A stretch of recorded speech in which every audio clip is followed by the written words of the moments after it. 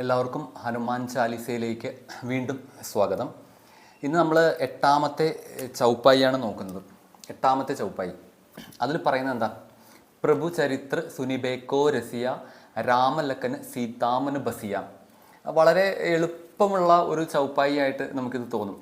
അത് പ്രഭു ചരിത്ര സുനിബേക്കോ രസിയ. പ്രഭു എന്ന് പറയുന്ന ആര്? ശ്രീരാമനെ തന്നെ. ചരിത്ര, അദ്ദേഹത്തിൻ്റെ ചരിത്രം, ശ്രീരാമൻ്റെ ചരിത്രം അല്ലെങ്കിൽ അദ്ദേഹത്തിൻ്റെ ശ്രീരാമൻ്റെ ലീല. സുനിബേക്കോ രസിയ, അത് കേൾക്കുന്നതിന്, സുനിബേക്കോ എന്ന് പറഞ്ഞാൽ അത് കേൾക്കുന്നതിന്, രസിയ രസമുള്ളവൻ അല്ലെങ്കിൽ രസിക്കുന്നവൻ, പ്രഭുവിൻ്റെ ചരിത്രം കേൾക്കുന്നതിന് രസം പിടിച്ചിരിക്കുന്നവൻ, അതാണ് ഹനുമാൻ. നമുക്കറിയാലോ, അതായത് എവിടെയെങ്കിലും രാമലീല അല്ലെങ്കിൽ രാമൻ്റെ ചരിത്രം, രാമകഥ വായിക്കുമ്പോൾ അവിടെ ആദ്യം എത്തുന്നതും ഹനുമാനാണെന്ന് പറയുന്നു, അവിടെ നിന്ന് അവസാനം പോകുന്നതും ഹനുമാനാണെന്ന് പറയുന്നു. അത് തന്നെയാണ് ഈ ആദ്യത്തെ ചൗപ്പായിൽ പറയുന്നത്. പിന്നെയോ പ്രഭുചരിത്ര സുനിബേക്കോ രസിയ രാമലക്കന് സീതാമന് ബസിയ. രാമനും ലക്ഷ്മണനും സീതയും അദ്ദേഹത്തിൻ്റെ മനസ്സിൽ ബസിയ, അതായത് ബസിയ എന്ന് പറഞ്ഞാൽ വസിക്കുന്നു, ബസിയ എന്ന് പറഞ്ഞാൽ മനസ്സിൽ വസിക്കുന്നു. ഇത് നമ്മളെല്ലാവരും കേട്ടിട്ടുണ്ട്. എന്താ?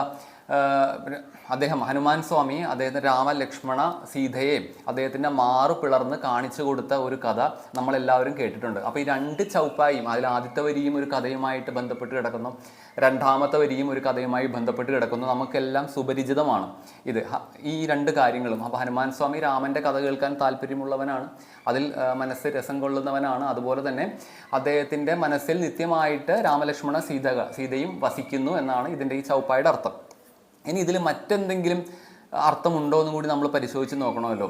അങ്ങനെ പരിശോധിക്കുമ്പോൾ നമ്മൾക്ക്, പ്രത്യേകിച്ച് നമ്മളെപ്പോലെ സാധാരണക്കാരായ ഭക്തർക്ക് ഒരു സാധനാമാർഗം കൂടി അവിടെ വെളിപ്പെട്ട് കിട്ടും. അതെന്താണെന്ന് നമുക്ക് നോക്കാം. ഹനുമാൻ സ്വാമിനെ കുറിച്ച് നമുക്കറിയാം. അദ്ദേഹം ജ്ഞാനിയാണ്. അദ്ദേഹം രാമഭഗവാനെ കാണുന്നതിന് മുമ്പ് തന്നെ അദ്ദേഹം എല്ലാ വിധത്തിലുള്ള ജ്ഞാനവും ആർജിച്ചിട്ടുണ്ട്. സൂര്യഭഗവാനിൽ നിന്ന് വിദ്യ അഭ്യസിച്ചിട്ടുണ്ട്, സാക്ഷാൽ പരമശിവനിൽ നിന്ന് വിദ്യ അഭ്യസിച്ചിട്ടുണ്ട്. അതുകൊണ്ട് തന്നെ അദ്ദേഹം എല്ലാ ജ്ഞാനവും അദ്ദേഹത്തിനുണ്ട്. വേദാംഗ പാരംഗനാണ് അദ്ദേഹം. പക്ഷേ അദ്ദേഹം നിത്യവും ശ്രവണത്തിനായിട്ട് പോകുന്നു എന്നുള്ള കാര്യം ശ്രദ്ധിക്കുക. അതായത് നവവിധ ഭക്തി സാധനങ്ങളുണ്ട്, അല്ലെങ്കിൽ നവവിധ ഭക്തികളുണ്ട്. അതിൽ ഒന്നാമതായിട്ട് പറയുന്നതും ഏറ്റവും എളുപ്പമായിട്ട് പറയുന്നതും ഏറ്റവും ശ്രേഷ്ഠമായിട്ട് പറയുന്നതും ശ്രവണമാണ്. ശ്രവണം എന്ന് പറയുന്നത് അത് തന്നെ ഒറ്റയ്ക്ക് നിൽക്കുന്ന അല്ലെങ്കിൽ ഒറ്റയ്ക്ക് എടുക്കാവുന്ന ഒരു ഭക്തി സാധനയായിട്ട് നമ്മൾ മനസ്സിലാക്കണം. നമ്മളിപ്പോൾ വേദാന്ത മാർഗത്തിൽ പോയാൽ പോലും അവിടെ ശ്രവണത്തിന് പ്രാധാന്യമുണ്ട്. അവിടെ എങ്ങനെയാണ് പറയുന്നത്? ശ്രവണം, മനനം, നിധിധ്യാസനം എന്നാണ് പറയുന്നത്. അതായത് ഗുരുവിൽ നിന്നും നമ്മൾ ആദ്യം ശ്രവിക്കുന്നു. ഇപ്പോൾ അഹം ബ്രഹ്മാസ്മി, ഈ മഹാവാക്യം ഗുരുവിൽ നിന്ന് ശിഷ്യൻ ശ്രവിക്കുന്നു. ശ്രവിച്ചതിന് ശേഷം എന്ത് സംഭവിക്കുന്നു? അത് മനനം ചെയ്യുന്നു. അതായത് അഹം ബ്രഹ്മാസ്മിയെക്കുറിച്ച് ചിന്തിക്കുന്നു, അതിനെക്കുറിച്ച് മനനം ചെയ്യുന്നു. അതിനുശേഷം അത് നിധിധ്യാസനം. നിധിധ്യാസനം എന്ന് പറഞ്ഞാൽ നമ്മൾ എന്താണോ നമ്മൾ കേട്ടത്, എന്താണോ നമ്മൾ മനനം ചെയ്തത്, അത് നമ്മളിൽ ഉറപ്പിക്കുന്നതിന്, അതിൻ്റെ ഒരു അനുഭവം ഉണ്ടാക്കിയെടുക്കുന്നതിനാണ് നിധിധ്യാസനം എന്ന് പറയുന്നത്. ഇത് തന്നെയാണ് ഈ ഭക്തിയിലും സംഭവിക്കുന്നത്. ഈ ശ്രവണഭക്തി എന്ന് പറയുന്ന സാധനാമാർഗത്തിൽ ഇത് തന്നെയാണ് സംഭവിക്കുന്നത്. എന്താ സംഭവിക്കുന്നത്? നമ്മൾ കേൾക്കുന്നു, കേട്ടതിനെക്കുറിച്ച് തന്നെ നമ്മൾ ചിന്തിക്കുന്നു, ചിന്തിച്ചത് നമ്മൾ അതായിത്തീരുന്നു. ഇപ്പോൾ പലരും പറയാറുണ്ട്, ഞങ്ങൾക്ക് പ്രത്യേകിച്ച് സാധനാമാർഗങ്ങളൊന്നുമില്ല, ഞങ്ങൾക്ക് ധ്യാനിക്കാൻ അറിയില്ല, അല്ലെങ്കിൽ ഞങ്ങൾക്ക് ജപിക്കാൻ അറിയില്ല, മറ്റ് യാതൊരുവിധ സാധനാമാർഗങ്ങളും ഇല്ല എന്ന് പറയുന്നവരുണ്ട്. പക്ഷേ അവർക്ക് ഈ ഭഗവത് കഥകൾ കേൾക്കാൻ താല്പര്യമുള്ളവരായിരിക്കും. ഇത് തന്നെ ഒരു സാധനയാണെന്ന് നമ്മൾ മനസ്സിലാക്കിക്കൊള്ളുക. നിങ്ങൾക്ക് ശ്രവണം ചെയ്യാൻ താല്പര്യമുണ്ടോ? അത് മതി. നമ്മൾ ഈ ഷോപ്പിംഗ് മാളിലും എയർപോർട്ടിലൊക്കെ എസ്കലേറ്റർ കണ്ടിട്ടുണ്ടല്ലോ. അതിൽ ആദ്യത്തെ പടി എടുത്തു വെക്കുന്നതിന് മാത്രമാണ് ഒരു ബുദ്ധിമുട്ടുള്ളത്. നമ്മളൊന്ന് ഭയപ്പെടുന്നത് ആദ്യത്തെ പടി എടുത്തു വെക്കാൻ വേണ്ടി മാത്രം. ആദ്യത്തെ പടി എടുത്തു വെച്ചാലോ പിന്നീട് ആ മെഷീൻ തന്നെ നമ്മളെ മുകളിലോട്ട് കൊണ്ടുപോയിക്കോളും. ഇതുപോലെ തന്നെയാണ് ശ്രവണത്തിൻ്റെ കാര്യവും. നിങ്ങൾ ശ്രവണത്തിന് വേണ്ടി തയ്യാറായാൽ, ആദ്യത്തെ പടി അതാണ്. ആ ശ്രവണത്തിന് വേണ്ടി നിങ്ങൾ തയ്യാറായി അതിന് മുന്നോട്ട് വന്നു കഴിഞ്ഞാൽ മനനോ നിധിധ്യാസനവും വളരെ സ്വാഭാവികമായിട്ട് സംഭവിക്കും. അതിന് നിങ്ങളുടെ ബോധപൂർവമായിട്ടുള്ള പരിശ്രമമൊന്നും വേണ്ട. ശരിയാണ്, ചില മാർഗങ്ങളിൽ, ഇപ്പോൾ വേദാന്ത മാർഗങ്ങൾ നേരത്തെ പറഞ്ഞ പോലെ, അവരൊരു തത്വം കേട്ട് കഴിഞ്ഞാൽ ആ തത്വത്തെക്കുറിച്ച് മാത്രം ചിന്തിക്കുകയും അതിനുവേണ്ടി മാത്രം പരിശ്രമിക്കുകയൊക്കെ ചെയ്യും. പക്ഷെ നമ്മളൊക്കെ സ്വാഭാവികമായിട്ട് ഗൃഹസ്ഥന്മാരാണ്. അതുകൊണ്ട് തന്നെ നമ്മൾക്ക് അത്രയും അതിനുവേണ്ടി മാത്രമായിട്ട് ജീവിതം ഒഴിഞ്ഞു വെക്കാൻ കഴിയില്ല. പക്ഷേ നിങ്ങൾ നിരന്തരമായി ശ്രവണം നടത്തുകയാണെങ്കിൽ തീർച്ചയായും അതിനെക്കുറിച്ചുള്ള ചിന്തകളായിരിക്കും നിങ്ങളുടെ മനസ്സിൽ. ബുദ്ധൻ എന്താ പറഞ്ഞിരിക്കുന്നത്? നിങ്ങൾ എന്താണോ ചിന്തിക്കുന്നത് നിങ്ങൾ അതായിത്തീരുമെന്നാണ് പറഞ്ഞിരിക്കുന്നത്. അപ്പോൾ അതുമാത്രമല്ല, പണ്ടൊക്കെ ഗുരുക്കന്മാരോട് ഒരാൾക്ക് മോക്ഷം വേണമെങ്കിൽ അല്ലെങ്കിൽ ഈശ്വര സാക്ഷാത്കാരം വേണമെങ്കിൽ എന്താണ് ചെയ്യേണ്ടത്, എന്ത് സാധനയാണ് അനുഷ്ഠിക്കേണ്ടതെന്ന് ചോദിക്കുമ്പോൾ അവർ പറയുന്നത് മറ്റൊരു സാധനാമാർഗത്തിനെ കുറിച്ചല്ല, സത്സംഗത്തിനെ കുറിച്ചാണ് പറയുന്നത്. സത്തുക്കളുടെ സംഘം. അവിടെ എന്താ സംഭവിക്കുന്നത്? സത്തുക്കളുടെ സംഘത്തിൽ അവിടെ സംസാരിക്കുന്നത് മുഴുവൻ സത്യത്തെക്കുറിച്ചാണ്.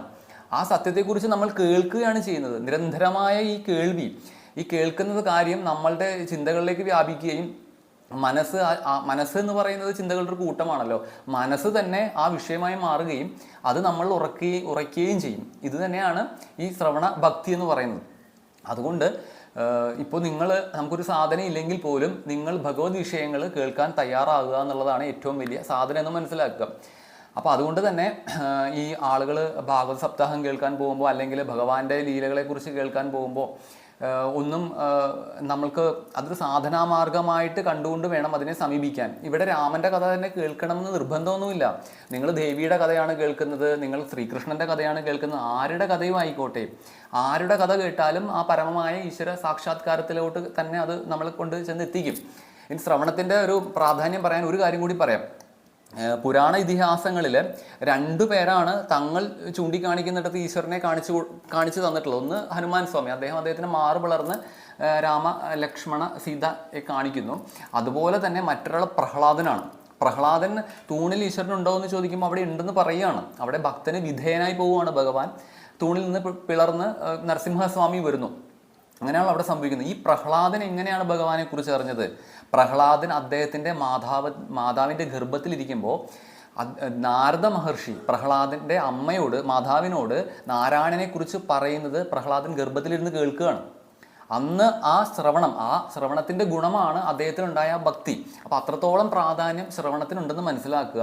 അതുകൊണ്ട് ഇതിനെ ഒരു സാധനാമാർഗമായിട്ട് തന്നെ കേൾക്കുക. നിങ്ങൾ മറ്റൊരു സാധന ചെയ്യുന്നില്ലെങ്കിലും ഭഗവത്ഗീതകൾ കേൾക്കുന്നുണ്ടെങ്കിൽ അത് തന്നെ ഏറ്റവും വലിയ സാധനയാണെന്ന് മനസ്സിലാക്കുക. ഇനി മറ്റൊരു കാര്യം, എന്തുകൊണ്ടാണ് ഹനുമാന്റെ മാറ് പിളർന്നപ്പോൾ അവിടെ രാമനെയും ലക്ഷ്മണനെയും സീതയെയും കണ്ടത്? രാമനെ മാത്രം കണ്ടാൽ മതിയായിരുന്നില്ലേ എന്നൊരു ചോദ്യമുണ്ട്. ഇവിടെ ഒരു കാര്യം മനസ്സിലാക്കുക. ഞാൻ നേരത്തെ പറഞ്ഞ പോലെ രാമൻ്റെ കഥകളല്ല, ഭഗവാന്റെ ഏത് ഈശ്വരൻ്റെ കഥകൾ കേട്ടാലും അത് എന്തായി മാറും? അത് രാമനും ലക്ഷ്മണനും സീതയുമായി നമ്മുടെ മനസ്സിൽ മാറും. അതായത് ആ വ്യക്തിരൂപത്തിലല്ല ഞാൻ ഉദ്ദേശിക്കുന്നത്. രാമൻ എന്ന് പറഞ്ഞാൽ നമ്മുടെ ശുദ്ധബോധമാണ് രാമൻ എന്ന് പറയുന്നത്. അല്ലെങ്കിൽ ആ ഒരു പരമാത്മാവ് അല്ലെങ്കിൽ പരമമായ സത്യം എന്ന് പറയുന്നത് എന്താണോ ആ സത്യമാണ് രാമൻ എന്ന് പറയുന്നത്. അതുപോലെ ലക്ഷ്മണൻ എന്ന് പറയുന്നത് വിനയമാണ്, ഏകാഗ്രതയാണ്, ജാഗ്രതയാണ്, സേവനമാണ്, ഇതൊക്കെയാണ്, വൈരാഗ്യമാണ്. ഇതൊക്കെയാണ് ലക്ഷ്മണൻ എന്ന് പറയുന്നത്. അതുപോലെ സീത എന്ന് പറയുന്നത് ശക്തിയും ഭക്തിയുമാണ്. അപ്പം നിങ്ങളിപ്പോൾ ദേവിയുടെ ഭക്തനാണ്, ദേവിയെക്കുറിച്ചുള്ള കഥകളാണ് കേൾക്കുന്നതെങ്കിൽ ഈ പറയുന്ന തത്വങ്ങളാണ് നമ്മുടെ മനസ്സിൽ ഉറയ്ക്കുന്നത്. അത് രാമൻ, ലക്ഷ്മണൻ, സീത എന്നുള്ള രൂപങ്ങളല്ല, അത് എന്തിനെയാണോ പ്രതിനിധാനം ചെയ്യുന്നത് ആ തത്വങ്ങൾ നിങ്ങളുടെ ഉള്ളിൽ ആ സത്യം ഉറക്കും. നിങ്ങളുടെ ഉള്ളിൽ ശക്തിയും ഭക്തിയും ഉണ്ടാവും. നിങ്ങളുടെ ഉള്ളിൽ ഏകാഗ്രതയും ജാഗ്രതയും സേവന മനോഭാവവും ഉണ്ടാവും. ഈ തത്വങ്ങളൊക്കെയാണ് നമ്മുടെ മനസ്സിൽ ഉറയ്ക്കുന്നത്. അത് മനസ്സിൽ എങ്ങനെയാണ്? ഭസ്യ എന്നാണ് ഇവിടെ തുളസീദാസ് പറയുന്നത്. ഭസ്യ എന്ന് പറഞ്ഞാൽ സ്ഥിരതാമസക്കാരാവുക എന്നാണ് അർത്ഥം. അല്ലാതെ വന്നു പോകുന്നവരല്ല. നമ്മളെ സംബന്ധിച്ചിടത്തോളം ഇപ്പോൾ നമ്മുടെ ഭക്തി എന്ന് പറയുന്നത് നമ്മുടെ മനസ്സിൽ ഭഗവാൻ ആവശ്യത്തിനനുസരിച്ച് വന്നു പോകുന്ന ആളാണ്. പക്ഷെ ഇവിടെ ഒരു സ്ഥിരപ്രതിഷ്ഠ നേടുകയാണെന്ന് കൂടി മനസ്സിലാക്കണം. അപ്പോൾ ഇങ്ങനെ ഒരു സാധനാമാർഗം കൂടി അതിൽ ഒളിപ്പിച്ച് വെച്ചിട്ടുണ്ടെന്ന് മനസ്സിലാക്കുക. അപ്പോൾ അതുകൊണ്ട് ഒരു കാരണവശാലും കേൾക്കുന്നവരെ കുറച്ച് കാണരുത്. അതായത് മറ്റൊരു സാധനയില്ല, അവർക്ക് ഈ കഥകൾ കേൾക്കാൻ മാത്രമാണ് താല്പര്യമെങ്കിൽ ഒരു കാരണവശാലും അവരെ നമ്മൾ കുറച്ച് കാണരുത്. ഭഗവാന്റെ കഥകൾ കേൾക്കുന്ന അല്ലെങ്കിൽ ഭഗവാന്റെ നാമം കേൾക്കുന്നത് പോലും ഒരു സാധനയാണെന്ന് മനസ്സിലാക്കുക. അത് പയ്യെ പടിപടിയായി ഉയർത്തും. അത് ഈ ശ്രവണം, മനനം, നിധിധ്യാസനം എന്ന് പറയുന്ന പ്രക്രിയയിലൂടെ നമ്മൾ അതായി തീരും. നമ്മൾ രാമനെക്കുറിച്ചാണ് കേൾക്കുന്നതെങ്കിൽ ഒരു വേദാന്ത ഭാഷയിൽ പറയുകയാണെങ്കിൽ നമ്മൾ രാമനായി തീരുമെന്നുള്ളതാണ് സത്യം. ഒരു ഭക്തിയുടെ രീതിയിൽ പറയുകയാണെങ്കിൽ നമുക്ക് രാമൻ്റെ സാക്ഷാത്കാരം ഉണ്ടാകും, അല്ലെങ്കിൽ രാമൻ്റെ ദർശനം ഉണ്ടാകും, അല്ലെങ്കിൽ രാമനെ കാണും, അങ്ങനെയൊക്കെ പറയാം. പക്ഷേ യഥാർത്ഥത്തിൽ സംഭവിക്കുന്നത് നമ്മൾ സ്വയം രാമനായി തീരുമെന്നാണ്. അങ്ങനെ സ്വയം രാമനായി തീരുമ്പോൾ മാത്രമാണ് നമ്മൾക്ക് നമ്മളുടെ ഹൃദയത്തിനുള്ളിൽ ആ രാമനെ കാണാൻ സാധിക്കുക, മറ്റുള്ളവർക്കും നമ്മുടെ ഹൃദയത്തിനുള്ളിൽ ആ രാമനെ കാണാൻ സാധിക്കുക. ഇതാണ് ഈ ചൗപ്പായുടെ അർത്ഥം. എല്ലാവർക്കും ഇഷ്ടപ്പെട്ടെന്ന് കരുതുന്നു. നന്ദി, നമസ്കാരം. ജയ് ശ്രീറാം.